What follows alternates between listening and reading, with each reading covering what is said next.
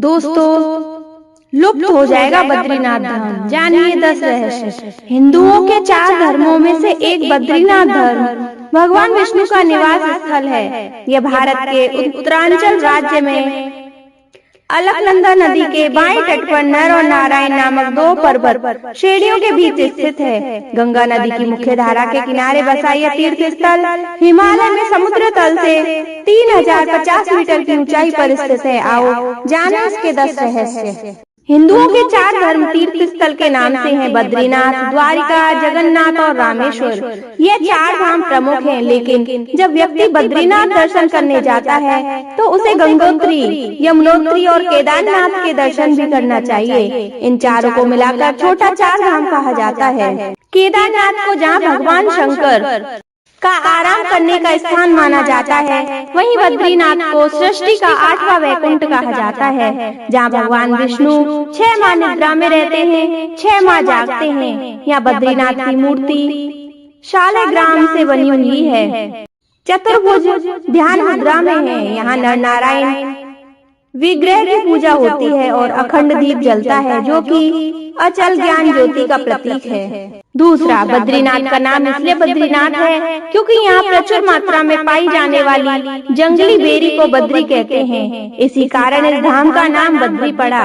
यहाँ भगवान विष्णु का विशाल मंदिर है और यहाँ संपूर्ण क्षेत्र प्राकृतिक की गोद में स्थित है। तीसरा, केदार घाटी में 2 पहाड़ हैं, नर और नारायण पर्वत। विष्णु के 24 अवतारों में से एक नर और नारायण ऋषि की यह तपोभूमि है। उनके तप से प्रसन्न होकर केदारनाथ में शिव प्रकट हुए थे। दूसरी ओर बद्रीनाथ धाम है, जहाँ भगवान विष्णु विश्राम करते हैं। कहते हैं सतयुग में बद्रीनाथ धाम की स्थापना नारायण ने की थी। भगवान केदारेश्वर ज्योतिर्लिंग के दर्शन के बाद बद्री क्षेत्र में भगवान नर नारायण का दर्शन करने से मनुष्य के सारे पाप नष्ट हो जाते हैं, उसे जीवन मुक्ति भी प्राप्त होती है। इसी आशय को शिव पुराण के कोटि रुद्र संहिता में भी व्यक्त किया गया है। चौथा, पुराणों के अनुसार भूकंप, जल प्रलय और सूखे के बाद गंगा लुप्त हो जाएगी। इसी गंगा की कथा के साथ जुड़ी है बद्रीनाथ और केदारनाथ तीर्थ स्थल की रोचक कहानी। भविष्य में नहीं होंगे बद्रीनाथ के दर्शन, क्योंकि माना जाता है जिस दिन नर और नारायण पर्वत आपस में मिल जाएंगे, बद्रीनाथ का मार्ग पूरी तरह बंद हो जाएगा। भक्त बद्रीनाथ के दर्शन नहीं कर पाएंगे। पुराणों के अनुसार आने वाले कुछ वर्षों में वर्तमान बद्रीनाथ धाम और केदारेश्वर धाम लुप्त हो जाएंगे। वर्षों बाद भविष्य में भविष्यवर्ती नामक एक तीर्थ का उद्गमन होगा। यह भी मान्यता है कि जोशीमठ में स्थित नरसिंह भगवान की मूर्ति का एक हाथ साल दर साल पतला होता जा रहा है। जिस दिन यह हाथ लुप्त हो जाएगा, उस दिन बद्री और केदारनाथ तीर्थ स्थल भी लुप्त हो जाएंगे। 5वां, मंदिर में बद्रीनाथ की दाहिने और कुबेर की मूर्ति भी है। उसके सामने उद्धव जी है तथा उत्सुक मूर्ति है। उत्सव मूर्ति शीतकाल में बर्फ जमने पर जोशीमठ में ले जाई जाती है। उद्धव जी के पास भी चरण पादुका है। बाईं ओर नर नारायण की मूर्ति है। इसके समीप ही श्रीदेवी और भूदेवी हैं। छठा, भगवान विष्णु की प्रतिमा वाला वर्तमान मंदिर 3133 मीटर की ऊंचाई पर स्थित है और माना जाता है कि शंकराचार्य 8वीं शताब्दी के दार्शनिक संत ने इसका निर्माण किया था। इसके पश्चिम में 27 किलोमीटर की दूरी पर स्थित बद्रीनाथ शिखर की ऊंचाई 7138 मीटर है। बद्रीनाथ में एक मंदिर है जिसे बद्रीनाथ या विष्णु वेदी कहते हैं। यह 2000 वर्ष से भी अधिक समय से एक प्रसिद्ध तीर्थ स्थान रहा है।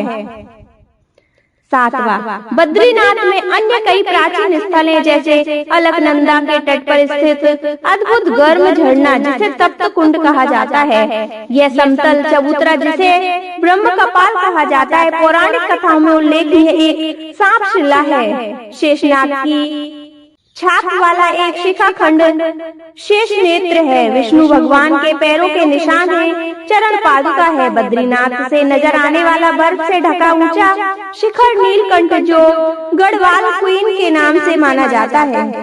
8वां, पौराणिक कथाओं और यहाँ की लोक कथाओं के अनुसार यहाँ नीलकंठ पर्वत के समीप भगवान विष्णु ने बाल रूप में अवतरित किया था। कहते हैं भगवान विष्णु जी अपने ध्यान, योग और विश्राम हेतु एक उपयुक्त स्थान खोज रहे थे और उन्हें अलकनंदा नदी के समीप यह स्थान बहुत भा गया। उस वक्त यह स्थान भगवान शंकर और पार्वती का निवास स्थान था। ऐसे में विष्णु के एक युक्ति सोची। एक दिन शिव और पार्वती भ्रमण के लिए बाहर निकले और जब वे वापस लौटे तो उन्होंने द्वार पर एक नन्हे शिशु को रोते हुए देखा। माता पार्वती की ममता जाग गई। वह उस शिशु को उठाने लगी, तभी शिव ने रोका और कहा कि उस शिशु को मत उठाओ। पार्वती जी ने पूछा क्यों? शिव जी बोले, कोई अच्छा शिशु नहीं है। सोचो यह यहाँ अचानक कैसे और कहाँ से आ गया। दूर तक कोई इसके माता पिता नजर नहीं आते। ये कोई बच्चा नहीं बल्कि माया भी लगता है। लेकिन माता पार्वती नहीं मानी और वह बच्चे को उठाकर घर के अंदर ले गई। पार्वती जी ने बच्चे को चुप कराया और उसे दूध पिलाया। फिर वह बच्चे को वहीं सुलाकर शिव जी के नजदीक एक गर्म झरने में स्नान करने के लिए चली गई। जब वे दोनों वापस लौटे तो उन्होंने देखा घर का दरवाजा अंदर से बंद था। पार्वती जी ने कहा, अब हम क्या करें? शिव जी ने कहा कि तुम्हारा बालक है, मैं कुछ नहीं कर सकता। अच्छा होगा हम कोई नया ठिकाना ढूंढ लें, क्योंकि अब दरवाजा नहीं खुलने वाला है और मैं बलपूर्वक इस दरवाजे को नहीं खोलूंगा। कहते हैं शिव और पार्वती का स्थान छोड़कर केदारनाथ चले गए और वह बालक जो भगवान विष्णु थे वहीं जमे रहे। इस तरह भगवान विष्णु ने जबरन बद्रीनाथ को अपना विश्राम स्थान बना लिया। 9वां, जब भगवान विष्णु ध्यान योग में लीन थे तो बहुत अधिक हिमपात होने लगा। भगवान विष्णु और उनका घर हिम में पूरी तरह डूबने लगा। ये देखकर माता लक्ष्मी व्याकुल हो उठी। तब उन्होंने स्वयं भगवान विष्णु के समीप खड़े होकर एक बेर बद्री के वृक्ष का रूप ले लिया और समस्त हिम को अपने ऊपर झड़ सहने लगी। माता लक्ष्मी जी भगवान विष्णु को धूप, वर्षा और हिम से बचाने की कठोर तपस्या में जुड़ गई। कई वर्षों बाद जब भगवान विष्णु ने अपना तप पूर्ण किया तो देखा लक्ष्मी जी हिम से ढकी पड़ी हैं। तो उन्होंने माता लक्ष्मी से तप को देखकर कहा कि हे देवी, तुमने भी मेरे ही बराबर तप किया है, सो आज मैं इस धाम पर तुम्हारे साथ ही पूजा जाऊंगा, क्योंकि तुमने मेरी रक्षा बद्री वृक्ष के रूप में की है। सो आज से मुझे बद्रीनाथ के नाम से भी जाना जाएगा। इस तरह भगवान विष्णु का नाम बद्रीनाथ पड़ा। 10वां, 4 धाम में एक बद्रीनाथ के बारे में यह कहावत प्रचलित है, जो जाए बद्री वो ना आए ओदरी। अर्थात जो व्यक्ति बद्रीनाथ के दर्शन लेता है उसे पुनः उधर यानी गर्भ में नहीं रहना पड़ता, मतलब दूसरी बार जन्म नहीं लेना पड़ता। शास्त्रों के अनुसार मनुष्य को जीवन में कम से कम 2 बार बद्रीनाथ की यात्रा जरूर करनी चाहिए। बोलो विष्णु भगवान की जय, बद्रीनाथ भगवान की जय। दोस्तों, अगर आपको हमारी ये वीडियो पसंद आई हो तो इस वीडियो को लाइक करें, शेयर करें और सब्सक्राइब करें। धन्यवाद।